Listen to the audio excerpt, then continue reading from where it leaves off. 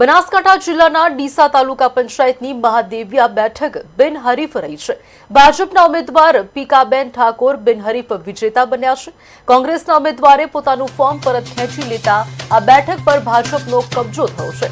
તાલુકા પંચાયતની આ કુલ 38 બેઠકમાંથી આ પ્રથમ બેઠક બિનહરીફ રહી છે। આ જીતથી ભાજપને ચૂંટણી પૂર્વે જ આત્મવિશ્વાસ મળ્યો છે અને સ્થાનિક રાજકીય માહોલમાં ચર્ચા શરૂ થઈ છે।